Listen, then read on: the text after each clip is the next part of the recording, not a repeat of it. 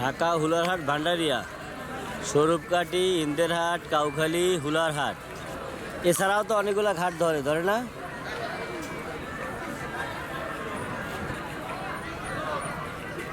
New সান, এই লঞ্চটা কিন্তু ছোট লঞ্চ, এর চেয়ে অনেক বড় বড় লঞ্চ কিন্তু ছিল এই লাইনে, ছিল না?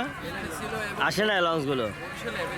হ্যাঁ, না বরিশালের লঞ্চ তো কখনো বন্ধ হয় না, সারা বছরই চলে না? চলে এবং বড় সব বড় বান্ডারের ভিতরে কি এই ফার্স্ট এটা ছোট আয় কম বেশি আয় লঞ্চ তো আয় না ঈদের মধ্যেই খাই না। শোনো, এক সময় একটা লঞ্চ ছিল, লঞ্চটার নাম ছিল মানসী, কত হওয়ার পরে বুঝলা? ওই লঞ্চগুলো তোমরা দেখো নাই, লঞ্চটার নাম ছিল মানসী, 1 ইঞ্জিনের লঞ্চ, 1 ইঞ্জিন। হ্যাঁ, অনেক ছোট, এটা একদম প্রথম দিকে ছিল।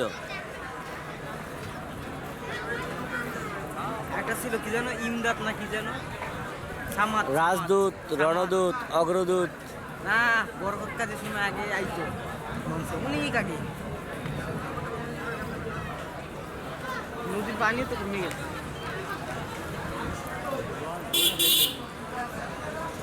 মাছরাঙ্গা, আমি সর্বপ্রথম ঢাকাতে যে লঞ্চটা যাই, বুঝছো, লঞ্চটার নাম ছিল উদয়ন।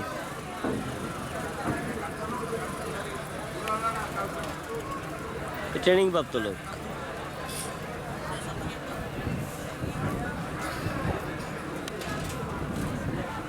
তবে একটা জিনিস কি, লঞ্চে কিন্তু খরচ বেশি, লঞ্চে খরচ বেশি। হ্যাঁ, এই যে থাকা, কিছুক্ষণ পরে খরচ, খাওয়া, কিন্তু এটা জার্নিটা মজা লাগে, এই জন্য মজা লাগলেও খরচ বেশি। যেরকম ঢাকা এখন মনে করেন